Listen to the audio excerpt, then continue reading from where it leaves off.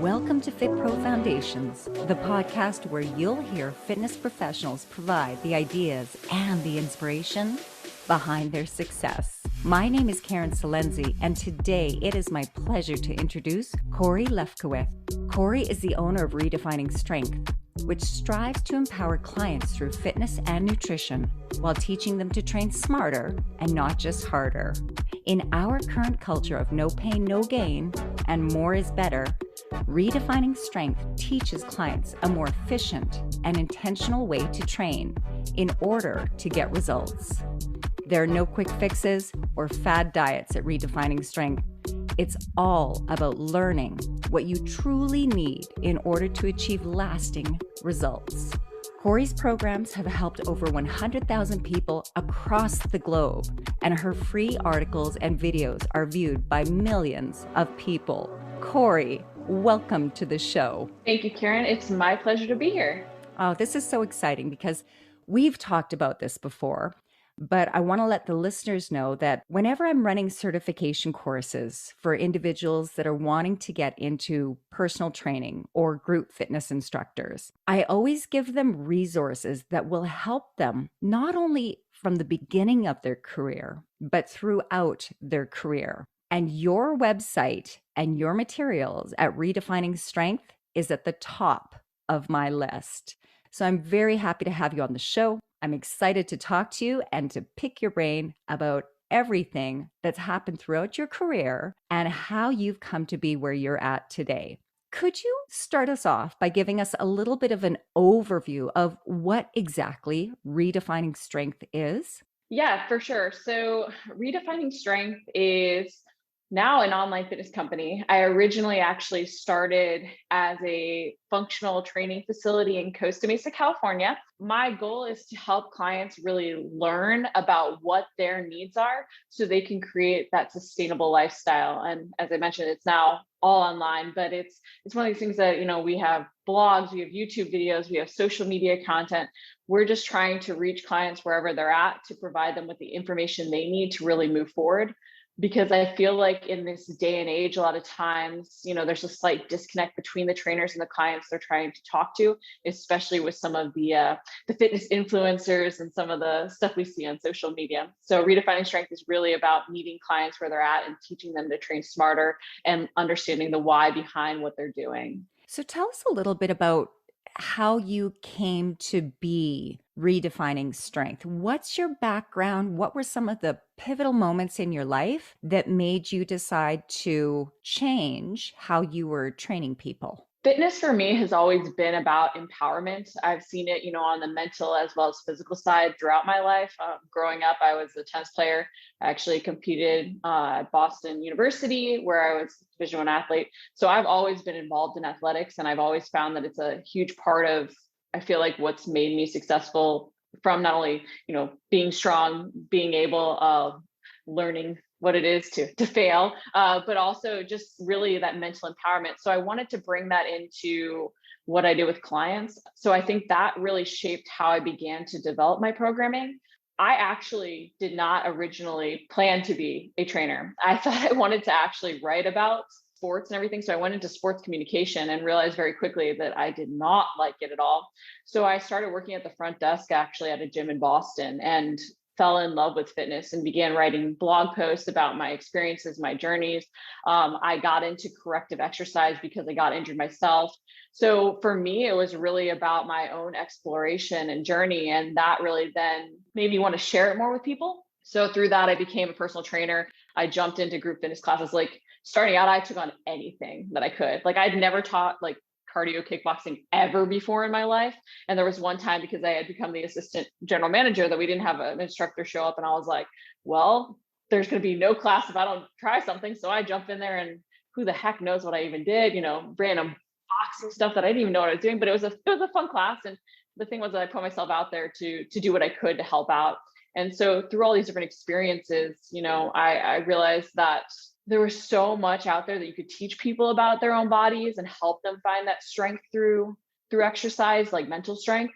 So that's what led me, eventually out to California, to training at a small studio, to then being like, you know what, I really want to do this my own way. And so actually in 2014, I opened up my gym in Costa Mesa.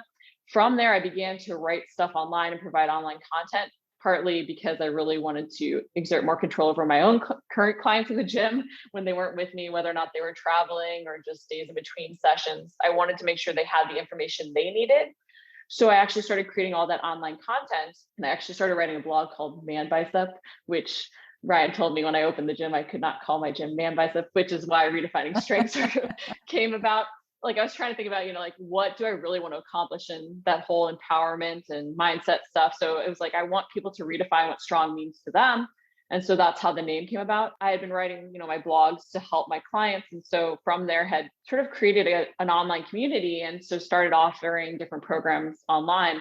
And now actually all of my business is online, from one-on-one training to more ebook done for you programs. It's now completely online, and it's actually happened before COVID, but it set me up nicely when we had all the stuff go online during this past year and some. So you were one of the front runners when it came to moving on to virtual delivery. I don't know if I was a front runner, but I definitely did it at a good time. That set me up to be able to handle the influx of online training in this last year. I actually launched my one-on-one coaching specifically like a month before COVID hit, which was interesting because I had done this, and then all of a sudden half of the clients that I had created gym programs for were like, oh, well, now we can't go to the gym. So there was a couple frantic weeks trying to recreate all my programs for them at home. But it was actually nice too, because I'm like, okay, they don't miss a beat in their transition to home, and they stayed accountable when I know a lot of people were thrown out of their groove. Being online has been amazing. Do you see yourself going back to that physical location? Do you still have that gym? So I actually just moved my gym down to closer to my house in Mission Viejo, and I will always have a facility, not only personally because I love the diversity of training methods I can do in it, but also because I do like that hands-on element. So I still will work with clients occasionally one-on-one. I like having my trainers out so that we can do education there as well. I think there's something to that hands-on cueing, not only for the clients, but also to help yourself really learn body mechanics and better have an understanding of, the things you might even then see online. But I think it is key that trainers also learn how to assess clients and deal with clients online, because so much of it is now going to be online. And you have a program available right now where you go through, I believe it's the 4 major movements to help understand and assess movement dynamics. That is not necessarily for clients, but it would be for other fitness trainers or personal trainers. So in my Strong Smart cert, so I have like a little mastermind that I do with trainers, and then I have all the trainers that work for me go through. We do assess different movements and learn how to really correct them. In one of the online workshops I did this last year, we went over like deadlift and pull up and squat and everything, but even using video, because I think it's really key we remember that every movement is an assessment. It's not just when a person first comes into our facility or comes into a training session with us. Every move they're doing shows us something about their mind-body connection, about any aches and pains they have. Because if you think about it, especially the more athletic your client is or the more experienced, the more they can hide stuff when they know they're being assessed. But the second you add loads or slightly different postures, things come out that you might not have noticed before. And so it's learning to use every movement as an assessment. So yeah, I have that Strong Smart cert, but like for me, it's always about trying to share everything I can with both other trainers and also clients, because as trainers, the best way to get the most out of your clients is to really educate them so that they can be proactive in asking questions as well. I love this. This is so fantastic. And this leads me into my next question, because one of the major complaints that I have right now when it comes to social media, especially over the last 14, 15 months, as people have moved in droves to online fitness, are these individuals that are showing incorrect movements or creating hype around made up movements to try and be different from everyone else. And in my mind, and I've said this before in my lectures and my sessions, there really is no new movement. Everything that we're doing is a little bit of a different iteration from perhaps what we've done in the past, and to always stick with the basics. And you do such a great job of talking to your listeners or your readers about earning those progressions. And you've got a great saying, you need to regress in order to progress. Is that correct? That is correct. I am a big believer in never being beyond the basics. I always return to the basics. I always have my clients return to the basics, because the thing is, the second you think you've mastered them, you probably haven't, because there's always more work you can do. And I think it's one of these things that every progression has to be earned. And it's not a you move beyond something and you never go back to it type thing. You're always going back to it. Maybe, those basics become part of your warm up or part of your recovery, and they're not necessarily the challenging component of your workouts. But even then, at points, you'll find that, like I'll be doing a max deadlift attempt, right? And I'll see something come out and be like, okay, now I have to go back to basics to work on this. And so it's one of these things that I think it's key. You always remember that those fundamentals are fundamental for a reason, and you have to return to them. But we can have fun with creating some fun new progressions or some weird new movements. It's actually interesting with the whole social media thing and seeing the different things come up, because I think we all have our boundaries of, what we determine to be right and wrong, right? And depending on what sort of genre in the fitness industry you're in, whether or not it's bodybuilding or CrossFit or functional fitness, you're going to have different lines sort of marking off what's acceptable and what isn't. And I think the more we can actually see opportunity in all the variations over right and wrong, the better off we're going to be, because probably the burpee at some point was really weird to somebody. And you have trainers even now hating on the burpee and others that love the burpee, right? And so I think it's key that the more you see even strange moves that like people out there that you feel maybe aren't as educated or whatever else, doing, the more you can be like, okay, what could be the benefit of this? What client could this be right for? And the more you can sort of see everything as shades of gray and see that there might be opportunity in even accepting some of these things, the more we can find what we actually need and be open to that learning experience, or even then end up creating our own variations that are right for our clients because we've seen something that maybe was really weird and wasn't right for them. Seeing almost it as an education and opportunity to grow ourselves and keep ourselves open to new perspectives. And while we're on that subject of really odd moves, I immediately thought of the Turkish get up, because to look at it, you're like, oh, no problem. I can do that. And then to do it properly, you're like, wow, okay. So this is how it feels when my body is moving properly throughout this exercise.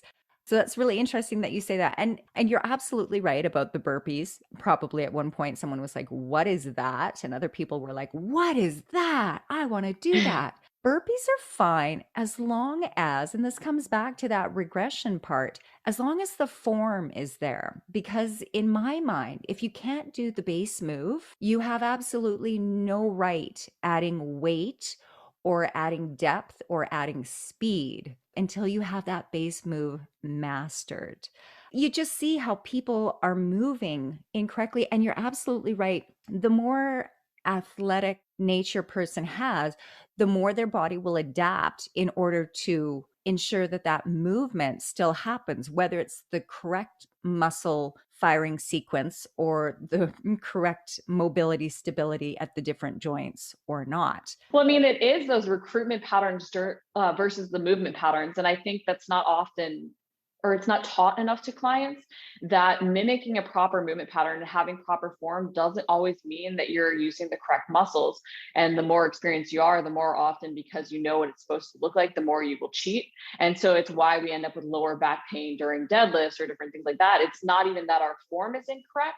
It's that we're recruiting the incorrect muscles to try and mimic that proper movement over getting mobility out of the joints we're supposed to have it out of, over using the muscles in the exact way that they're supposed to be used. So I think it's also like educating clients sometimes that by making a move modified, or technically, I guess you could say easier, you're actually going to get more out of it because you'll be able to recruit muscles in the correct way.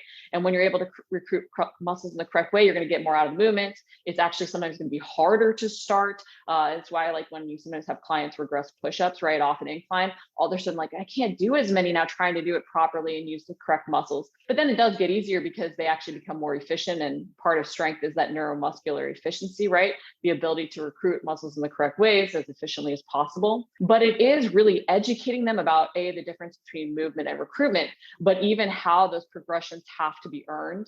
Because I do think we've fallen into this culture of doing the harder thing is better, working harder is better. We confuse effort with results, when really doing something harder doesn't mean that we're going to get better results faster. And if we're not using the correct muscles, it can not only set us back, but actually slow the results we're getting, because we're not maximizing every movement or every moment in the gym. Now, you've had a really interesting history because after you played tennis, you went on to do powerlifting and you ended up with a hip injury. And that's what started you along this path with determining proper movement, recruitment, patterning, and regressing until you have that basic. Was there anything else that was instrumental in taking you down this path? Because so often when I'm talking to fitness professionals that have been in the business for 10, 15, 20 years, one of the things that they most often say, Cori, is that the way that I started out training is very different from how I train clients today. And I think that that's a natural progression because we learn as we go, we learn what works and also the science. It's not that the science changes, but we become more aware of more things. And there are advancements in the science that perhaps we weren't doing things correctly 10, 15 years ago. What's your take on that?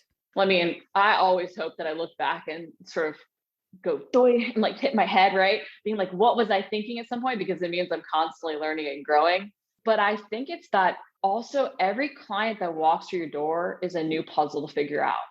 And I mean, I've always kind of been a nerd. And so like when I had that injury happen, I was like, what the heck? I just deadlifted more than I've ever deadlifted. And how the heck do I end up injured? Right. Because you think, oh, I'm strong. And so you start to go down this path of trying to figure out your own issues and dysfunctions. And then I just love taking on any new client that had something in a way that I didn't understand to like learn about them. But then it's also like one of these things that each person that comes in, even though I think there are sort of like postural distortions we see because of our modern lifestyles and different like commonalities between all the clients. I've had clients that I'll use a cue that worked perfectly on somebody else.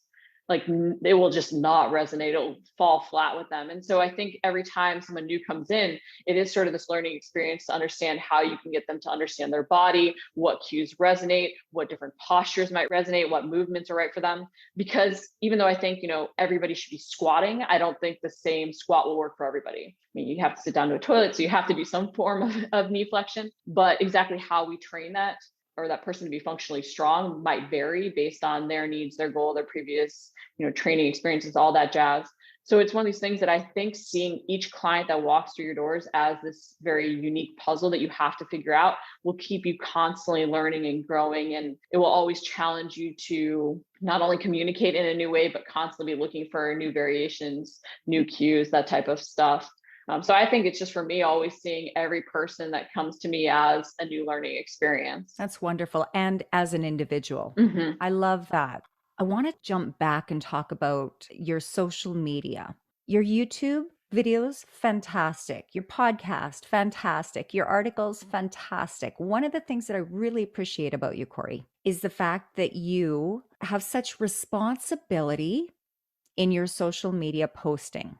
And again, right now we're seeing a whole bunch of fluff. We're seeing a whole bunch of people gravitating towards these exercises or these programs that perhaps aren't necessarily what would be suiting that individual. But you're incredibly responsible with what you post. And a lot of it is free. I mean, you're putting out amazing information that people would pay money for, and you've been putting it out for free for a long time.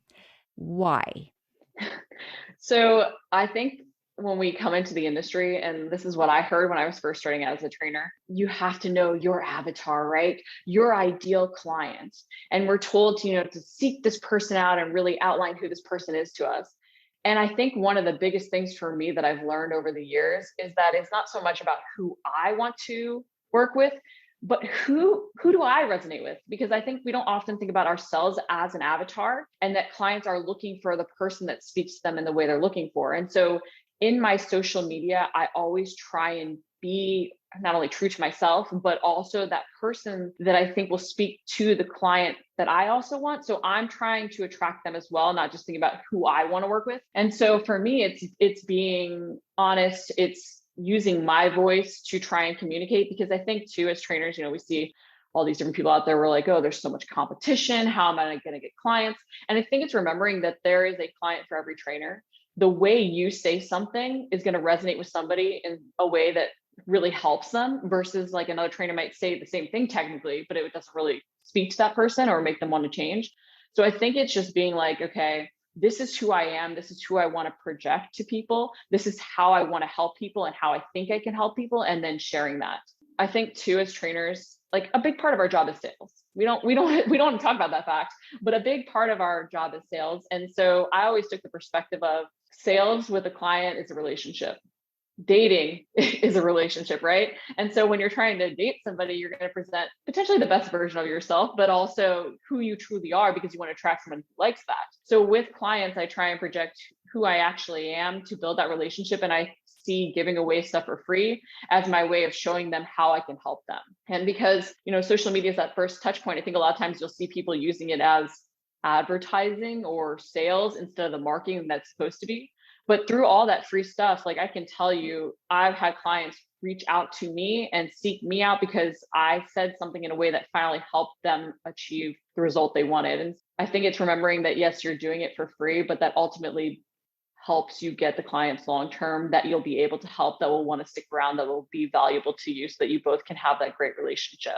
Which is wonderful, because not only are you helping everybody that's watching your videos, but you're also helping to create this momentum with personal trainers or group fitness instructors or individuals that are working in some capacity within the role of a fitness professional. And I think that's really important, because there are a lot of fallacies out there. There is a lot of bad advice. There's a lot of outdated information. And the more that we can highlight professionals such as yourself that have this information that we can all learn from, the better off we are as an industry altogether. Now, I love the fact that you are who you are. You've got some fantastic articles, and I chuckle because sometimes the titles just make me laugh. Oh my gosh, what's the tweak before you freak? I love that one. Or shift before you drift. So, these are things that we will remember them, because obviously they're catchy and they're kind of funny, but they've got such a strong message behind them. And I would love for you to tell the listeners right now about the leaky ceiling, because when I heard that one, I was like, yes, 100%. This is exactly what so many people are faced with today. So would you take a moment and just summarize your leaky ceiling analogy? So basically, I was trying to figure out a way to describe the add up I see happening. And I actually was talking about this specifically in terms of age, because I'll have a lot of clients be like, well, I'm too old for that. And I hate the age excuse. It's like one of my least favorite things here, because I literally have had clients come into the gym for the first time at the age of 70 and learn how to climb a rope. And they're doing things that 30-year-olds can't, because that's, where they are in their fitness journey. It's the injuries, the whatever else. So I was trying to think of a way to describe why we sort of attribute it to age, but it's not really age. Because obviously, yes, wear and tear happens over time. We become less able to build and retain muscle, or it becomes harder. We're less able to utilize protein efficiently. So there are changes, obviously, that happen, undeniably so. However, so much of what we attribute, like metabolic slowdown, all these different things, are actually lifestyle factors adding up. And so I was trying to figure out a way to describe the add up. And so the best thing I could come up with is it's like a leaky ceiling, right? You don't actually realize you have the leak there necessarily until the puddles on the ground or things have collapsed, right? So when we notice some of the stuff adding up with age, it's when it's fully added up to a point that we can no longer ignore it. Oh, I used to be able to skip my warm up and not have any aches and pains. Okay, well, were you really able to, or is that why you now have aches and pains, just because all that stuff added up?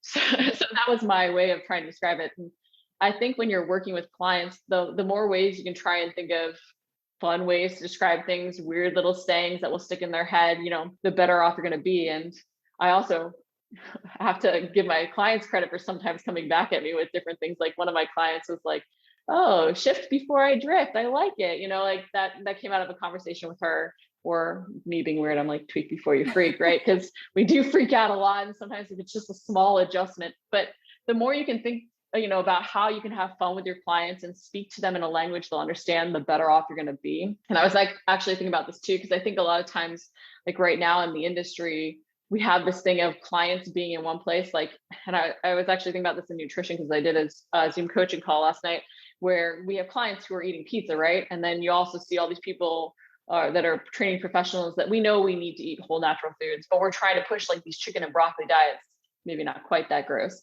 but we're trying to talk about eating only whole natural foods, and we have someone eating out, eating pizza, eating all these different things. And so there's kind of a disconnect in the language we're using. Or we have clients saying they want to tone things or spot reduce. And so you'll have trainers sort of saying, you can't do this, versus trying to reach the client where they're at and then try and bring them over. And so some of my weird phrasings are coming out of trying to reach clients where they're at to slowly educate them, but in a way that doesn't feel like I'm talking down to them, or doesn't feel like I'm trying to criticize or critique them, but that allows them to truly create that more, or that healthier version of their lifestyle, that very sustainable version of their lifestyle. I love it. And one of the big beliefs that I have is we essentially need to be training our clients to one day not need us. At the end of the day, we want them to be autonomous, self sufficient, moving properly on their own, and be able to make those decisions about when they need to regress a movement or when they need to progress it. So, by educating them and empowering them, we're giving them that autonomy. And I think that that's what I hear you saying as well. Now, you've got some fabulous programs. So the booty burner, that started with your own hip injury, I believe. And then restoration. Am I saying restoration correctly? We call it our Our restoration. So restoration. redefining strength. It's actually, I have to credit Ryan with coming up with that name. I'm not creative with names, although I did come up with a booty burner, which still makes me chuckle. But yeah. And then you've got the pull up challenge and the macro hacks book. And when I've watched your videos or read your articles, I always come back to how great you are at encouraging consistency and that it takes time to achieve any of the goals that you have. And often you'll run challenges on these programs that you have. And now the challenges aren't necessarily to get you a lot of clients, but it's really to create a sense of a timeline for the people that are taking the programs. Is that a fair statement? Yeah, so I have all the sort of done for you programs because I wanted something that was budget friendly. I developed some of them because of my own injuries, also wanting clients to have progressions when they weren't necessarily with me or were traveling or whatnot. So I have all those things because I do think there are people that are just looking for something set for themselves. They're motivated, they will implement. But I also found having a lot of these done for you programs, I would sell them to somebody and then they would never take action. And as a trainer, that was incredibly frustrating. So I started doing some guided programs, some coaching, some stuff like that, because I think that sometimes having that accountability, having the end date, having someone is going to be checking in with you gets us to implement. Because let's face it, like change is scary. It's hard. It's hard to take that first step forward, especially if you're not used to something, if it feels like massive change. Am I doing the right thing? So a lot of times I think offering that other guidance is just key to help our clients actually feel comfortable taking that step forward. I have to admit, I am one of the guilty ones. I bought the prevention and mobility and stretching program, and I did it for the first 3 days. And then life just gets busy. But I do think that there's so much value in that program. So you're going to have to let me know when the next challenge comes up for that one, if you're doing one, because I need to join. And it's funny because even as fitness professionals ourselves, we will come up with excuses, or things will get busy, or things will go on the back burner. So let's talk about how you keep yourself motivated. Do you try and diet down when you're about to do a photo shoot? So I'll admit I'm not 100% motivated all the time either. And I'm very honest with clients with that. I think a lot of times we feel like this need to be perfect, and we're human. So perfection is not in our DNA. So I like to be honest with clients about my own ups and downs, and the fact that really through our life journey and our learning process, it's not really about never having downs. It's about just trying to make our lows less low and our highs higher. So I actually, over the years, have stayed leaner and leaner just from consistency building up over the years. And I like to try and clarify that with clients too, because like they'll ask, like, how long did it take you to get to X point? And I'll be like, well, technically I went from this to this in 6 weeks, but the only reason I was able to do that in 6 weeks was because of my entire life. So I do always like to just tell clients about the fact that everything we're doing over time does contribute to the next result we get. It's like building a bridge, right? A lot of times you'll see like that final brick on the bridge across. And so that's where someone looks like they have dramatic results. It's a 6 week cut, but every other brick they've laid down previously has really gotten them to that point. So over the years, I've stayed leaner and leaner. You can go back and look at some of my early videos and see that there's been a big body recomposition, big learning experience. And I try and always share that with clients. But for me now, staying motivated is the fact that I want to be able to tell somebody how they can keep moving forward. I don't want to ask a client to do something that I can't do myself. I'm a big believer in practicing what I preach. And it's why I'm even honest with clients when I'll go out and drink and have a food baby the next day, because I just, wanted to enjoy. So for me, it's all about being like real with that, expressing the ups and downs that come with it, talking about, how we can get back on track when we do have those slip ups. I mean, I really try and share myself when I'm writing my newsletters or blogs or even like the podcasts, and just even things that I think will help them in their own struggles. Because I think a lot of times, we can feel alone in those struggles, but it's really sort of just a universal human condition oftentimes.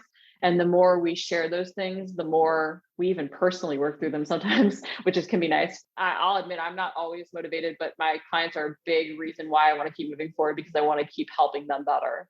And I think that it goes beyond aesthetics as well, because when we have a better body composition, we move better, we feel better, we're able to do more with less effort. And I think that right now, especially coming out of this extended COVID period where so many gyms have been shut down, I know that a number of fitness professionals are feeling like frauds. They're feeling like imposters in this fitness industry, because there was a whole lot of stuff going on. Aside from gyms being closed, people were losing jobs, people were stressed, people were sick.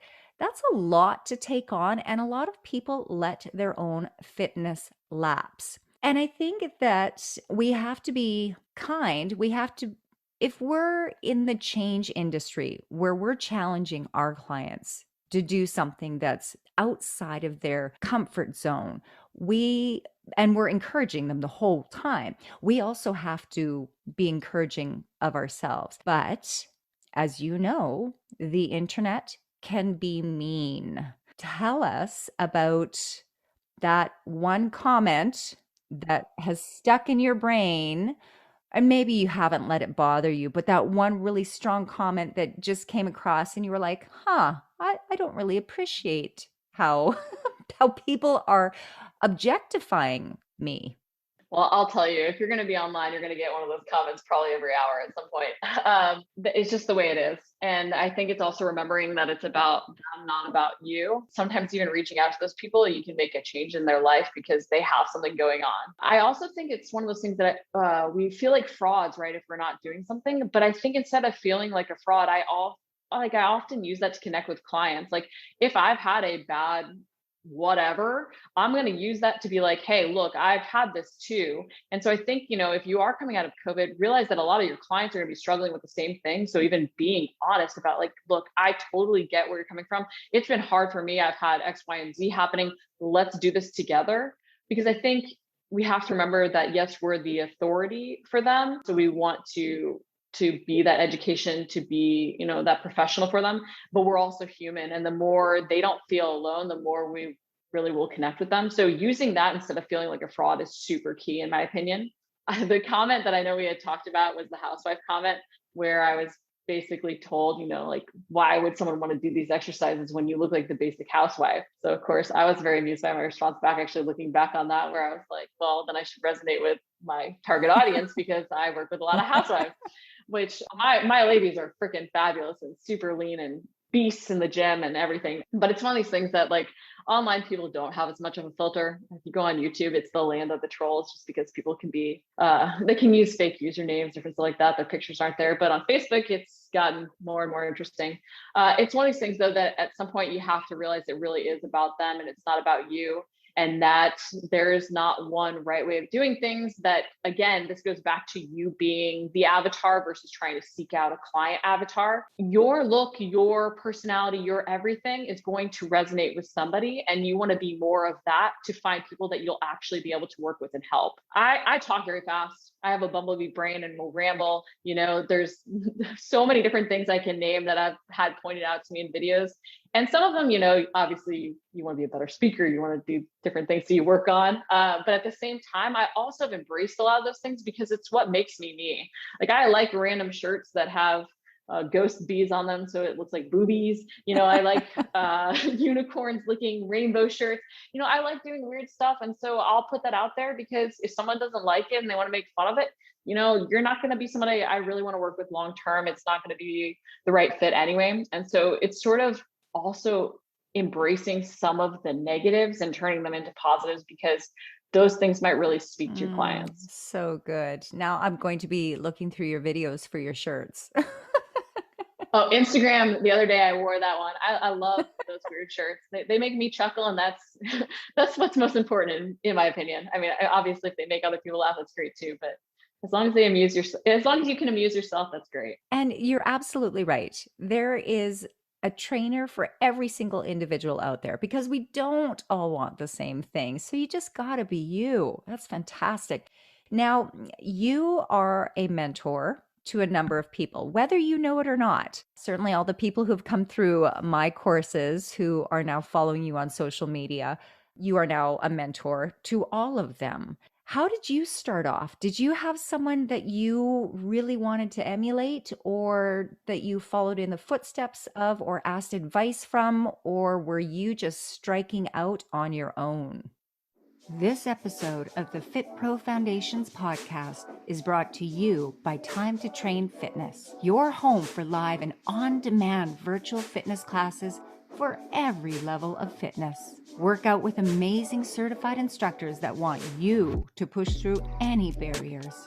At Time to Train Fitness, you'll find quality workouts across 6 class formats, including indoor cycling, HIIT, bar, yoga, strength training, and dance cardio.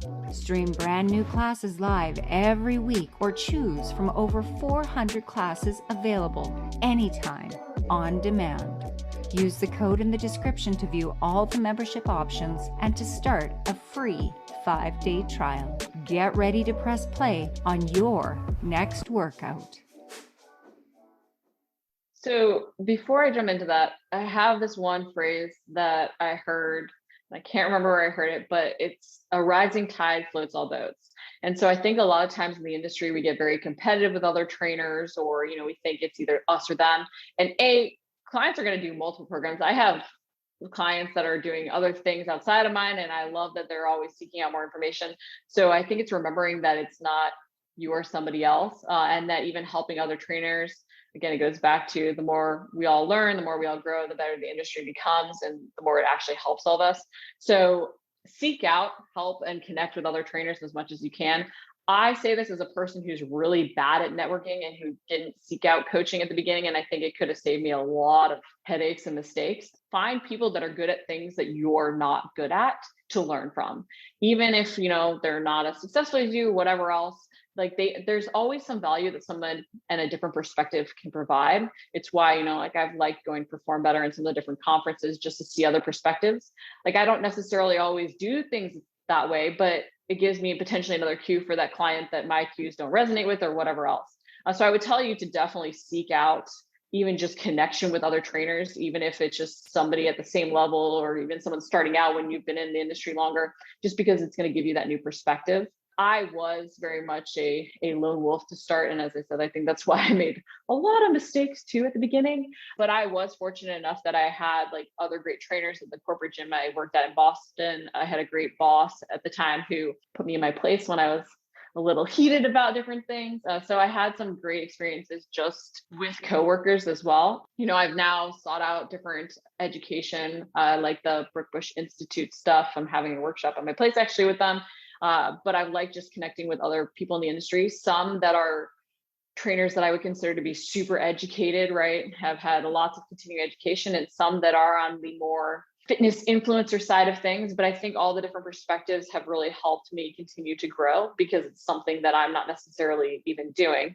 So I would tell you, even if you think you're a lone wolf, get more connected, put yourself outside your comfort zone if you're like me and not good at it, because it will really help you continue to see things from a different perspective and continue to grow and serve your clients better.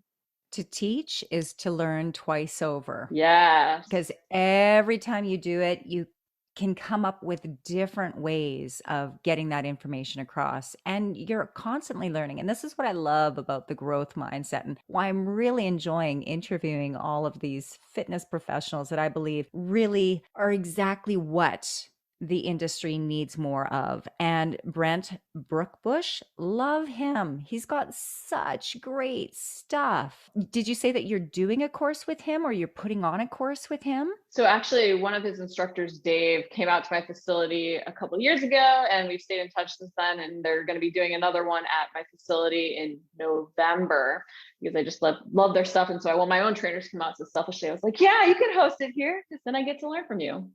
And you also coach individual trainers yourself so that they can work underneath the umbrella of Redefining Strength. Tell us a little bit about that. Yeah, so I have the Strong Smart Cert, and I mainly focus on helping trainers even coming into Redefining Strength business because I have one-on-one coaches that work for me. So I like things done a certain way, and I'm not ashamed to admit I'm a control freak, but I like to educate them as to how I design progressions, how I work with clients, and give them that perspective so they can bring their own flair to it. Going back really quick, just because I don't want to forget this, and I think it's super key too, is it's not only about even seeking out advice from other trainers. I can tell you, as a trainer, you are part therapist. So as much as we like the workout side and the geekdom of the movement patterns, and potentially if you're even into nutrition, like the macros, that type of stuff, I would highly recommend you also seek out education in terms of the sales, in terms of the communication aspect, because the more you can learn to phrase things in different ways to clients, the more you're going to be able to really help them understand what they need. So I've actually gotten into reading different books on like negotiation and different stuff like that, because I think it gives you a different perspective in how you even think and handle people, especially when you have clients that are going to be frustrated at times with their results or lack thereof, and getting them to see the bigger picture. So I just wanted to add that in as well, that I think it's good to seek out stuff outside of even directly the industry to help you continue to learn and build better relationships with your clients. Do you have a favorite book that you're reading right now, or one that's really struck a chord? So I actually like Chris Voss's stuff, and he was a hostage negotiator. So Never Split the Difference is a really interesting book. Never Split the Difference. Excellent. I'm putting it on my, you should see my bookshelves. Ryan and I annoy each other though with asking questions back and forth in some of his phrasing, because we know we're doing it to each other too. But it's really, it's going to make you a much more active listener. Are you guys negotiating who's going to cook supper or who's going to go shopping or walk the dogs? Oh no, I always win. Don't tell them that, but I always win. Oh, that's so fantastic. So you have obviously provided us with a ton of very valuable information. And I really want listeners to check out your YouTube site, your podcast, your articles. So if they go to redefiningstrength.com, can they find everything there, or are there some social media sites that you'd like to also share with us? And I'll put it in the show notes as well. Yeah, I'm redefining strength on everything. So Instagram, Facebook, YouTube, Pinterest, my blog. If you go to redefiningstrength.com, you can definitely hit up everything. If you have any questions, I'm always open to chat. And it's just Cori, Cori, at redefiningstrength.com as well for email. That's so fabulous. Final big ask of you, Cori.